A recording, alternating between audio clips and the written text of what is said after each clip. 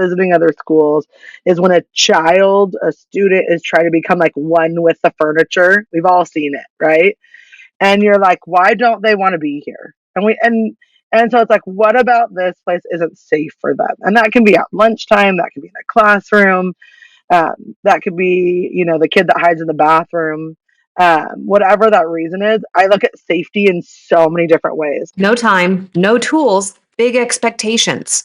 How do you transform school culture without derailing the train? Answer: little wins that bring big changes. The flywheel effect. Harnessing the power of momentum to create a school culture that celebrates change and drives itself. Hello and welcome. My name is Jordan Pruitt, and I'm here with my co-host today, the CEO of Live School, Mr. Matt Rubenstein. We're both former educators now working to support your school's culture vision. Our show focuses on all the opportunities for little wins that can create big changes in school culture. The flywheel effect is all about sharing stories of admin, school support staff, and other educational change agents that have succeeded in their initial lifts and have created cultures that have so much momentum that they grow and improve exponentially. We're joined today by Kelly Rodriguez, who is the principal of Maranatha Christian Schools Junior High in San Diego, California. Kelly, we're really glad you're here. Full disclosure, Kelly did a webinar for us earlier this summer. I did a lot of work with that webinar because I do content marketing at Live School. And my thought from breaking down the webinar and doing some content stuff with it was, wow, I'd like my kids to go to Kelly's school. Like that was awesome. I was like, when we get the podcast launches, we need to have Kelly on. So before we get into the segments and stuff, can you tell us a little about yourself, a little about your school? Sure. So I'm Kelly Rodriguez. Most of my kids call me K-Rod because I moved to a school with 5 other Kellys. So Principal K-Rod here. I am heading into my 17th year in education. I'm all in the private school districts. Third year as a junior high principal. I was assistant principal here and at other schools for the last probably 10 years. I'm an English teacher by trade. Love, love, love being an English teacher. Never in my life thought I'd be a teacher. My mom was a teacher. I saw all the work she brought home, and I thought, I will never do that. When I applied for my first teaching job, my mom actually laughed her head off. Like, you are not going to be a teacher. And here I am. So love, love, love what I do. Our school is in a little niche market in San Diego, little corridor between all big tech communities. So we have lots of military families and lots of doctors and engineers. So we're thriving in our little corner of the woods. Awesome. So I feel like all like letter / Rod, they're all shortstops in their past. A Rod and C Rod, all them. But yeah. So have you spent your whole career in middle school? No. Middle school for just the last 3 years. I taught high school, and I was a high school vice principal. I and a high school curriculum director. So coming to middle school was very scary. Junior hires smell. They're quirky, but I've learned to love them. Truly, truly learned to love them. When someone asked me to apply for this job, I was like, middle school. And now I'm like, middle school. I'll take it. Yeah, I was a high school teacher and administrator, but I did spend one year. I got to work in a middle school like half a day, and I enjoyed my time. People give middle schoolers a hard rap. They're fun. They are fun. They are fun. I get where the hard rap comes from, though. Well, Kelly, Matt, if you guys are ready, we'll jump into our first segment. Let's do it. I'm in. All right. So the first segment's called "Be a Change Maker," and it's really a chance for our guests to kind of tell a little bit about themselves, tell some stories, tell a little bit more about your career. I find that interesting because we've had folks on and from all different walks of education, and they all start in different places, and sometimes they end up in similar places. But it's just interesting how everything's set up and how the different paths go, because it doesn't seem like there'd be that many paths, but there are tons. So really want to talk about ways that our listeners can scale up their own careers and kind of be the change agents in their school community. So the first question we're going to ask is, how did your career start, which you touched on a little bit, but specifically, what was your first job? I think that's interesting. Yes. So I'm not a teacher by trade in that regard. I have a degree in journalism. I was going to be Lois Lane. I thought she was the coolest person ever, and I wanted to be her. And then I got to be her, and I hated being her. I was not a fan of the newspaper world. After I like soaked my teeth into it for a year, so I quickly changed job to wedding planning because that's the next step you should be.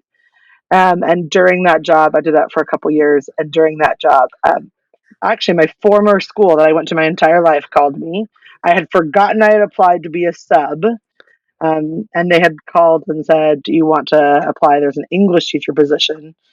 I went out of as kind of as a joke because it was my former geometry teacher was the principal, my former English teacher was the department head, and I was like, it'd be fun to see everybody.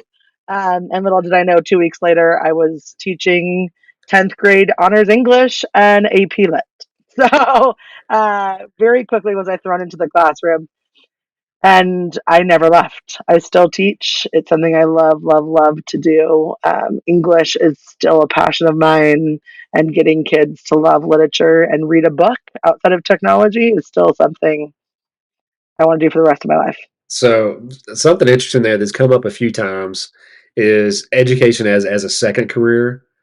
And I talked to a principal the other day, and she contributed that to her success. She was like, I think I'm sticking around more because I did something else before I came into education. She thought that break and having a little bit of just industry knowledge from other places helped. I agree. I think I think my first year teaching, I wouldn't have had any stories to tell my kids if I hadn't done worked at a newspaper, magazine, and if I haven't done wedding planning. I think that's where all my stories came from. Um, Yeah, I think it gives you some life knowledge too. I know I've tried other things, so I never want to think there's something better because this is the best job there is. Yeah, but you've got to have stories. You got to You relate to them. gotta have stories. Kids love stories, no matter what form they come in. So that first job in English, um, that first year, and I talked to somebody else who they put a big emphasis on, even they were even doing a dissertation on um, the impact of a first year on a teacher and then their success after. Like, what was that experience? How did it shape their? Because she was working on things for like new teacher induction, that kind of thing, and mentorship. But how did that experience shape your leadership style now? Because you're leading the building now. Yeah, I think new teachers have superpowers that you don't have. New teachers create lessons and material probably at 2 a.m., but you learn so many things because you're probably one lesson ahead of students if you're lucky, if not doing the lesson with them as you're teaching it. And so I think there's something so powerful in that.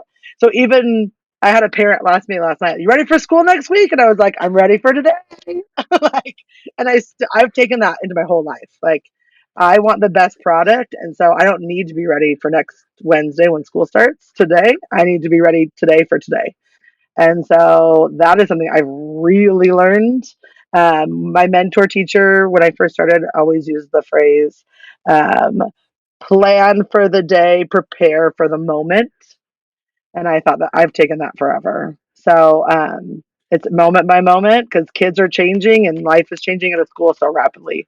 You know, the data that teachers make more decisions in a day than the average, job. So we're on our feet all the time, constantly doing something. The the decisions part, that was one of the things I really liked about education was the all those little decisions and specifically the interactions because you just have like not like I wouldn't say minor but like micro interactions like thousands in a day. It's just the school is a big organism. It's wild.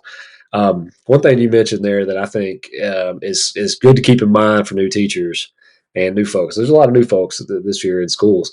Is planning time because I was a science teacher for many years, and but you've got to try the things before you do them.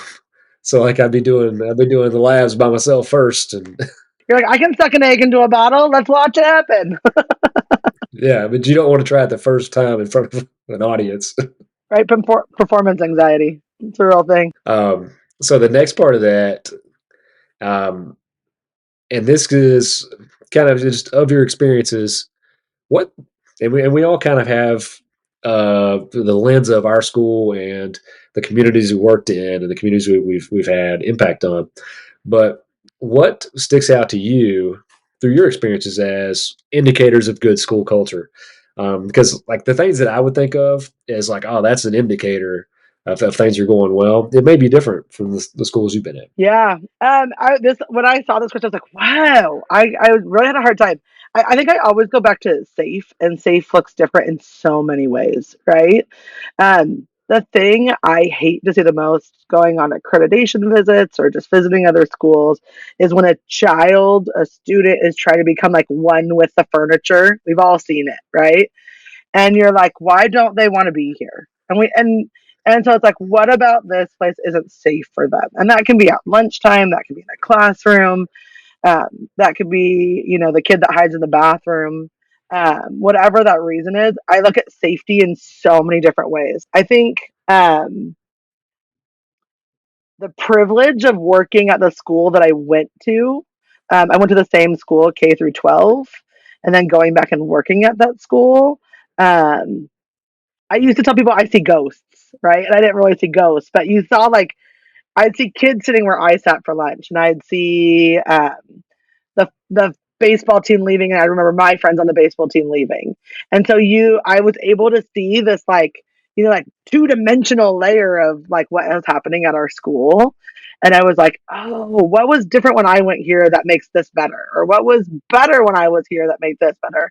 So being able to see like an overlaying timeline was like so empowering when I first started. And so I think I just look at those indicators, and I always look for it in a child's demeanor, because I think our children are the best indicators of whether or not they're experiencing their education and that perspective. And that can look so different depending on your school and your school culture. Yeah, it's interesting you brought up like safety and safe because I thought, and this is because of the unique areas of the places. The word safe in the district I worked in, safe was the name for in school detention, in school suspension. Yeah, like it was the safe room. That's one way to look at it. Yeah, that's one way. So I was like, oh, she's going to talk about detention. Okay. I know, right? And I think that's like such a hot word right now, right? With all the things that have happened in our world, safe schools are like but I look at it as like a child wanting to be there. If you can get a child to want to be in school and not be somewhere else, you've won. Yeah, school's about to start for you guys. It's the first day where I'm at in Lexington, and I dropped my daughter off this morning for first grade, and she didn't want me to walk her in. She wanted to go do it herself. Like she wanted to be there, and like that's an indicator to me is exactly that. It's like, well, things are going well there, and she remembers how well it went last year, and she wants to go back. I don't know if that's the case for every kid. Yeah. When you see the kid that doesn't want to get out of the car, something's wrong, right? Something's wrong. And that could be Yeah. 1,000,000,000 things. So just finding those ways to get the kid out of the car and into their classroom is incredible. The last one in this section we're going to talk about is, and this is a real broad question. It gives kind of a chance for if you wanted a platform, you got it now. Here's my soapbox. Yeah, if you wanted, this is kind of the place for it. So I like to preface this with we've got so many really talented, really skilled people in education. There's so many, and if you could talk to all of them and be like, work on this, fix this thing. And it's really tough to tell them all that because they're working on so many things at once. That's kind of the life of an educator is you juggle all the time. So, but if you could say, all right, stop doing all those things, address this problem, fix it. What would you say? Oh my gosh. There's 1,000, right? And you're like, what would you do? For me, and probably I would literally say, stop. I'm going to use the word tradition. Like, if we could get rid of, like, we've always done that, right? COVID blew that up a little bit because it had to. We never had been home. We never taught from our computers. We never taught children in their living rooms with 900 children running around the background and parents working in the other room and vacuums going.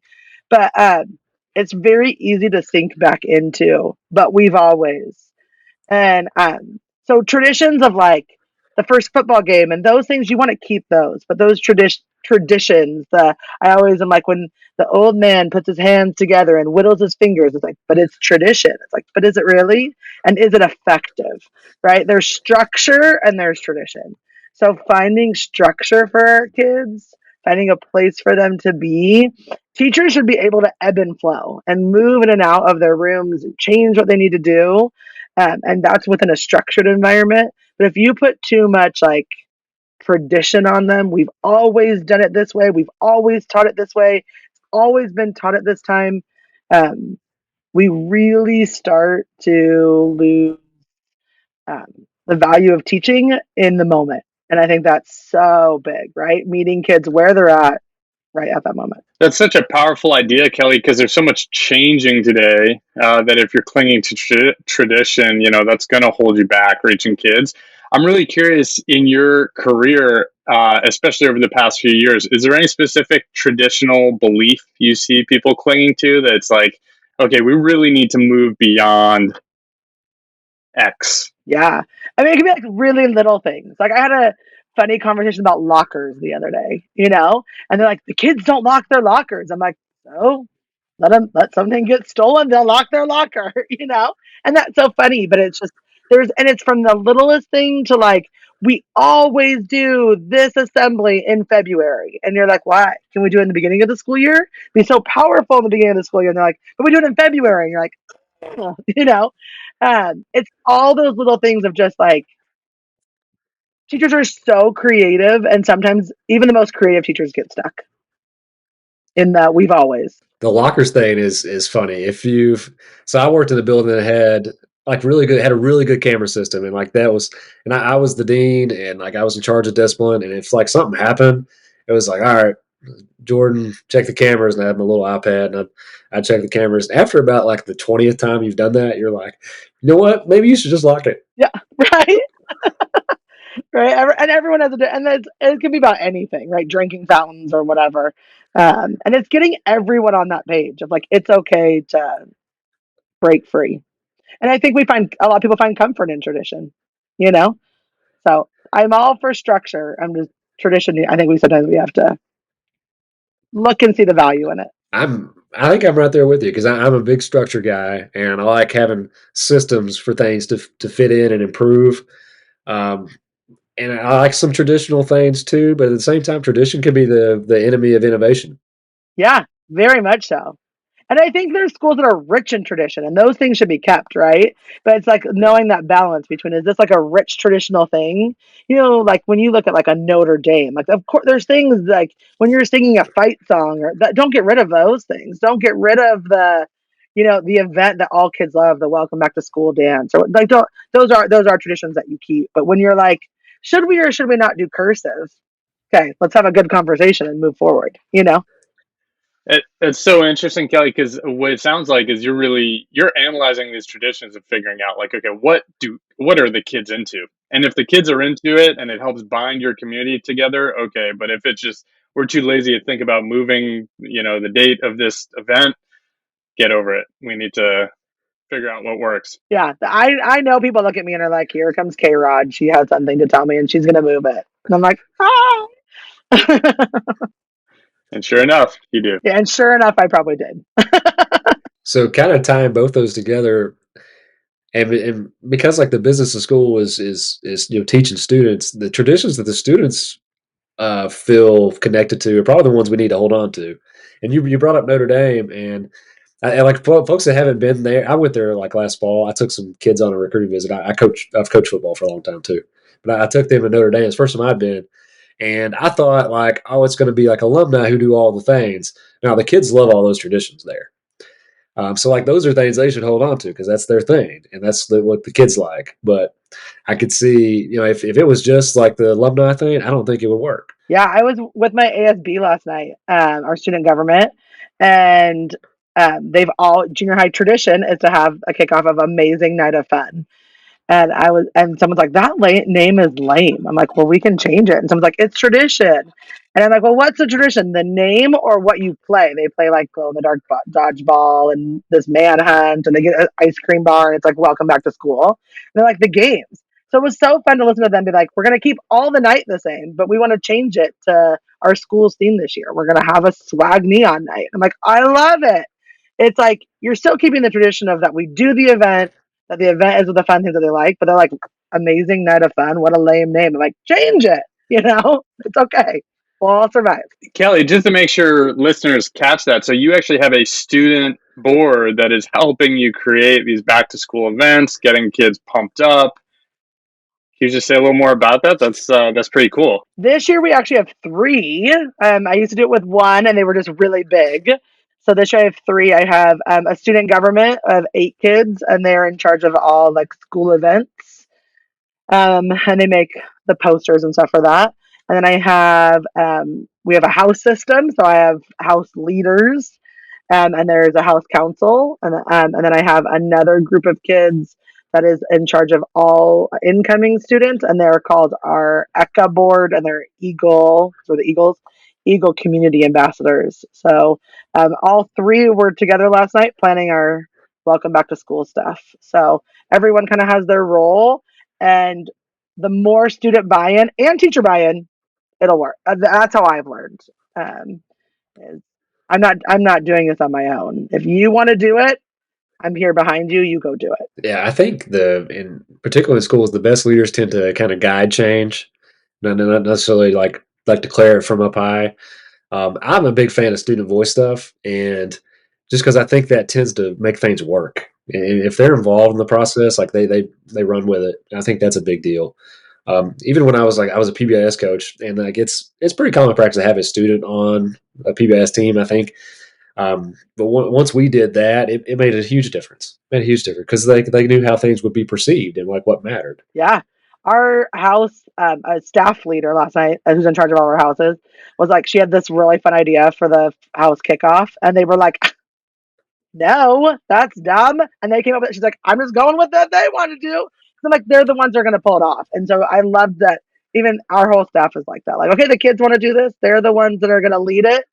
It's their peers. And odds are they're right every time. That's powerful. And just to connect it to what we were just talking about, I mean, when you think about not clinging to tradition, you've created a staff who's comfortable letting kids kind of take the wheel a little bit with your school culture. Can you say a little more about that? I think that's something that a lot of grown-ups struggle with. Oh, it is something that I think we all still struggle, right? We're just like, but you should, and it's always guiding them, especially junior hires, because ideas can be so funny. I think part of it was talking to staff and really having staff realize that we're here for relationships. Like, if you think about your favorite teacher that you have, we all have one, if not several. Odds are you don't remember a lesson that they taught, right? One of my favorite teachers ever um, was an English teacher, and yes, he liked books, and it's probably why I am an English teacher. But I loved that he had 10-cent words, and he would tell us these stories about his kids, and I'm like, it was a relationship that had nothing to do with Shakespeare or poetry, and so in that, empowering teachers, especially outside of their classroom, like you're in charge inside and they're in charge outside. So when we go outside of the room, how can we reach them? And that's kind of a dual relationship. And it's really affected change in our community. All right, so we're moving into our last segment, and this is really kind of the meat of the show. We talk about small changes that can lead to big momentum for your school. So we're looking for the little wins that listeners could take back and they can have some inspiration from, or maybe even pull deliberately from. But can you share a story of a small change you led or observed that deliberately changed the culture of your school? Yes. It's something that I look at every day because it's the backdrop on my laptop, and I'm like, I just want to remember it. It will freeze in time forever. The junior high softball coach, it was like during all the times when schools were kind of in and out with COVID, and were we playing, were we not playing? And she said, the junior high team has got to play 2 whole games this season. Is there any way we can have a staff versus student softball game at lunch? And I was like, sure. Okay, I have never played softball in my life. I didn't account for any of that. And I went in front of the staff and I said at a division meeting, I'm like, we're going to play a staff versus student softball game. the eyes of the teachers were like, this woman has lost her mind. There's like 2 people who maybe played sports. So we have a PE teacher. I'm like, okay, we have a team of 3. Like, we're all going to do it. It'll be so fun. And no one believed me. I don't even think I believed myself. I was like, this is going to be the most embarrassing moment. And I'll go for it. And then it became a thing. One of our teachers' husband was as a baseball coach. So they got us all matching jerseys. And so we looked great. I mean, could we play? No. Like, did we look amazing? Yes. All the kids came out to watch softball girls and the teachers play. And I remember it was like in the 3rd inning, one of the teachers leaned over to me and said, I thought this was going to be a disaster. And this is something that these kids and myself are going to remember for the rest of our lives. Between like the walk-up music that kids were putting on and the kids sitting on the dugout and on the in the stands just cheering and having such a good time. I mean, the score was like 37-2, students to teachers, but we laughed, we high-fived, and it was something forever and ever that will be etched. There's a big photo of all of us at the very end, and the smiles on everyone's faces. I was like, we're going to make it. We are going to make it. This is something that we're going to build this safety and this camaraderie that we talked about earlier. And it was a huge win, but looking at their faces, like, and then I'm like, I want to ask you to do it for a while. So that's awesome, and that's a good chance. And I don't know if that's an easy win, but it's a win everybody can have. Everybody can do. It was my first year of school, and I had probably the toughest group I've ever had in one class, and it was the last class of the day. It was just hard to reach, and like we weren't really connecting. And homecoming rolls around, and we did a staff student basketball game, and we left during that block to go to the game. And I did not tell the kids I was playing or anything like that. It was just I walked out of class, walked down the restroom, and I came back and I was in basketball game. We walked them down, and like just that I was willing to do that, it made a difference for them. Like they liked me a little more. It was a little more. I found an in with them that way. And it was a tough group. I'm not going to go into like wild stuff. It was a tough group. I know there are other schools in the live school community who have also put on like soccer games between staff and students. And I'm so curious, like, what do you think it is about that gives so much momentum to those relationships and the memories? And like, what is it about that kids love so much? Right? I know, right? It's like, how do I bottle that? Yeah, exactly. It has to be because, I mean, like, we're terrible, right? We were terrible softball players. It was not the athleticism. It was not the athleticism. There's no Olympics coming for our staff. I think it's true joy and camaraderie, right? It's like seeing their teacher. It's like seeing your teacher at Target or seeing your teacher in the grocery store, right? You're like, they're a real person. They don't sleep in their closet. And it's something seeing them in that real, true form. And then what do we want our kids to do? And what do we try to do all the time is like encourage each other. And nothing is more encouraging than a sporting event, right? Of just cheering one another on for the pure joy of cheering them on, especially when, the score is so drastic normally in those games. But I think there's something about like just standing and cheering for someone that molds memories, right? Laughter brings memories. It solidifies memories, smells, tastes. So when you're out there, you just remember it. I think it really is a memory maker. And then when that teacher is now standing in front of the classroom, they're human. So powerful. The experience of seeing teachers and principals outside of the school, that is universal everywhere. Everywhere, like it's just we're all supposed to stay there. There's there's a local restaurant. It was like a new restaurant, and when it opened, a lot of folks were excited about it, like we're going, and like literally every server, everyone there had been from my school. They're all there. This is interesting. I was at lunch with the other principals the other day, and a bunch of junior high girls walked in, and I was like, and they were like, oh, she's here. Like you could just see it on their faces. I was like, I'm a real person. I have a hamburger at lunch, And I've never seen girls eat French fries and a hamburger so fast, and out the door they were gone. Um, you know, yeah, I'm a real person. So, can you share? And this is kind of just the counterpoint of that. Um, Not really like a chance really to like talk about something negative. Is more as like roadblocks to work around or obstacles to see ahead of time. Can you talk about a story that like the change didn't work; it failed? Yeah. I was like, I have so many stories, I'm sure, of failures. Something about who I am as a person is I'm very much like, well, what do we learn?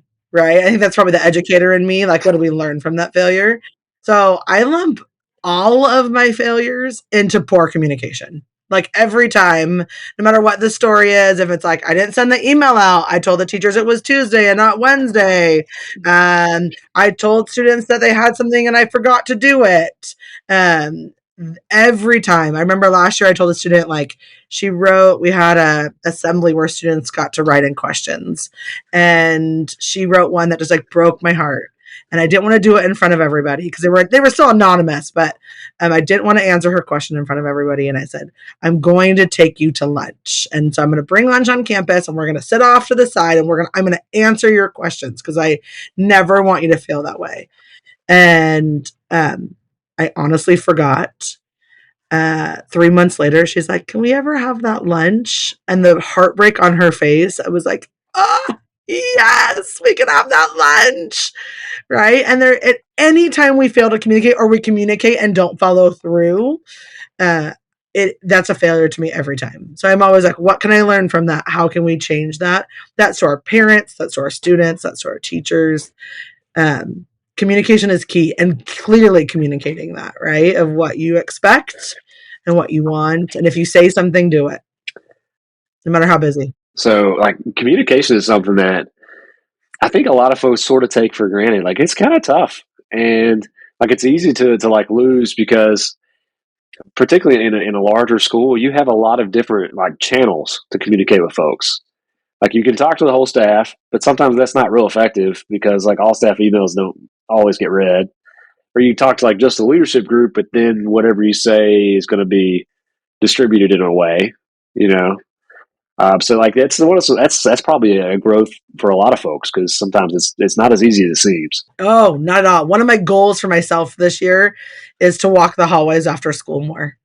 Um, the things you learn in the hallway after school, the day's done, how was your day, from teachers and students, is powerful. And so that is my goal. I love to walk them in the morning, but you learn more in the afternoon. So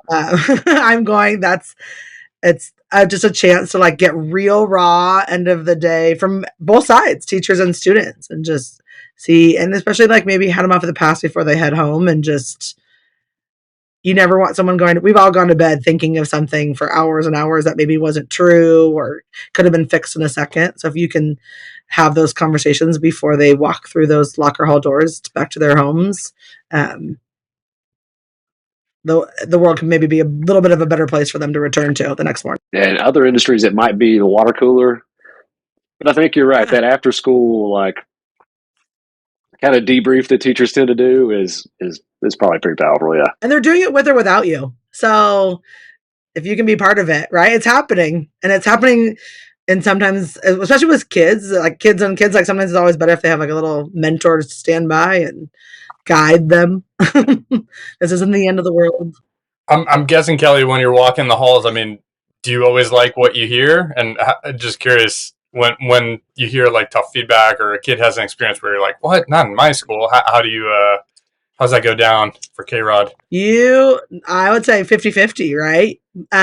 For a while, when I don't like what I hear, though, I do take this and I say, we've created an environment where kids feel loved and trusted, because a kid who does not value you will probably never tell you the truth, right? They're like, I'm fine, I'm good, it was okay, right? And we get that all the time. So when a kid's willing to be like, this was so rough, and sometimes you're like, it was the funniest thing. You're like, that is not rough, oh, you had to wear PE clothes and PE? Whoop!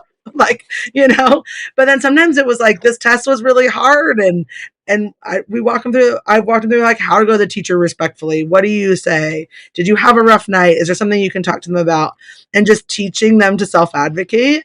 And then there's sometimes that you hear and I just take and I know it's out of anger or frustration or whatever. And until it becomes a pattern, I don't do anything with it. Right. And that's from teachers and myself. We all speak when we're frustrated. And so unless you keep hearing it, you really have to like kind of push it to the side until it becomes a pattern and something that you hear a lot, because everyone's going to have a rough day. Everyone's going to have a tough time with something. And trying to I think that's the world of administration, is really finding that balance. You don't go to everybody about everything.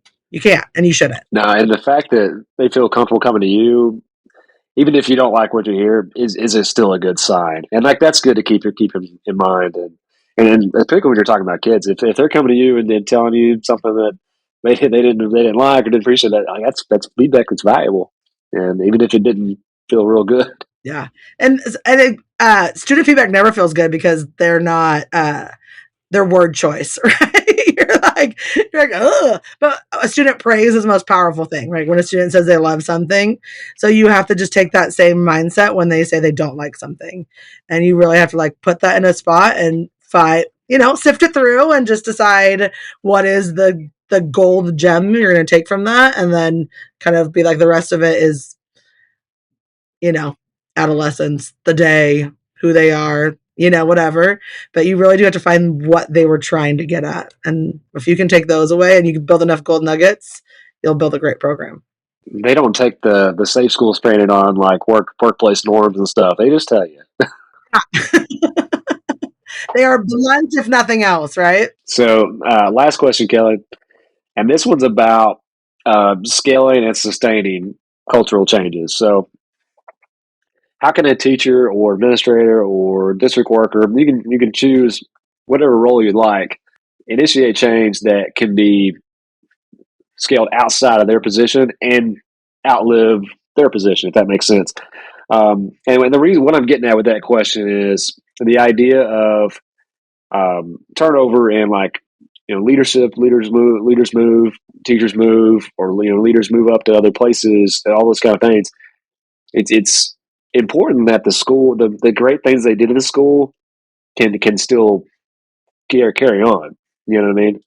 So how do you do that? I think that's so hard. There's 1,000 ways that people try to do it, right?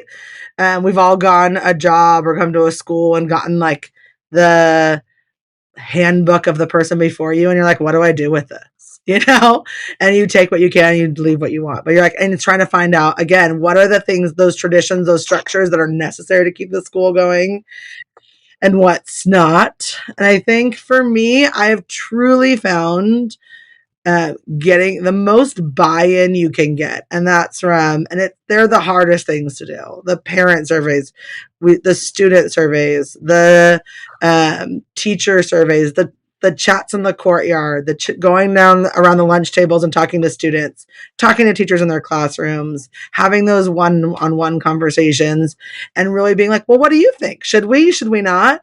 And not leading as just, I'm not a queen. I don't run. I mean, in some ways I like to think I run a democracy and not a monarchy, at some point I have to make the decision. At some point you're not all going to like it. At some point it does come down to me, but it's nice to know from my end, I'm going to roll this out and they're all going to hate it, but I have to, because maybe it's coming from above me or it's just what we have to do and I'll win them over. Or I'm rolling it out and I know that I've got 90% of the teachers on my side, and the few that I don't, we're going to win over. And that's same with students. And I think when you can, the phrase, like, how do you eat an elephant one bite at a time? You have to talk to everybody and get their ideas, and you have to kind of sift, like, where's that middle ground? And you don't always have to do that. I'm not saying go and find what everyone wants to do and try that. But when you're making big change and sustainable change, because then when you leave, they all have buy-in, right? And they're like, we want to do this, or we did this, and that's something that we like to do, and here's maybe what we tweak about it. But you can't do it yourself, because if you're the only one driving the the train forward, you got to have people on the bus. You got to have people on the train behind you that are willing to put in the work. If the bus breaks down, get out, change the wheel, repaint it, do whatever it needs to do. But if you're the only one on there, when you leave, it just sits there not working, right? But if your bus is full of people who are all going in the same direction, all wanting to do what you're going to do, you leave, someone else takes the driver's seat and says, I know where we were going. I know where we were heading. I know what stops we want to make. And so I think the more you can get on your bus, in your boat, on your train, whatever vehicle you like to drive, the better off the sustainability is going to be. And that is so hard. I think especially in leadership roles, people have a really hard time asking because you're not going to like everything that you hear. You're not going to like it. Kelly, if I'm hearing you right, it sounds like when you're thinking about a big change and you're approaching your teachers, you're not approaching it from the perspective of, I want to take us to X destination. I'm going to have this kind of perfunctory chat with you, but like, I've already made my decision. It sounds like you're approaching it genuinely as a listening tour, and you're willing to make changes and like really let them leave their imprint, change the plan. And then when you do ultimately make that decision, maybe not everyone loves it, but everyone respects the process, feels like they were a part of it. They're on that bus, boat, plane, pick your vehicle. I think that's really powerful, and definitely something that's hard to do when you've got 30 or 40 or 50 teachers with tons of different ideas. And they all have ideas and they all have opinions and they never match. I said something just the other day. I'm like, we did a survey about this and I think you were literally split 3 ways. And so this is what we're doing. But it was reminding them that you had a say in this. And if and I took this and I took this. Something I always do too is set out expectations for myself. Like, you can expect this from me. And I think having people hold me accountable to that. I do it with the students. I do it with the teachers. And if I fail on that, come talk to me about that, right? Because I'm not the only one. I'm not only holding you to a standard. I want you to hold me to a standard. And it's our school. It's not my school. It's our school. And honestly, they spend more time in it than I do. I mean, I'm here, but I'm not in it, right? All the time. I wish I was, right? But we know I'm pulled away to this meeting or that meeting. So the people who are going to have their feet on the ground doing it really need the buy-in. And I know they don't always get it, but it does make the times when it has to just be like, this is what it is. Sorry. This is what, I know you're not going to like it. Or it makes those times a lot easier when they've had a lot of say coming up, because it's not twisting their arm to do something that they don't want to do. And every teacher is a master at their trade. And so you got to treat them as those masters, right? They're not interns. They're not beginners. Even they've all spent time learning and doing what they're supposed to do. And we're not all going to be experts at everything, but they're going to be experts at that their thing.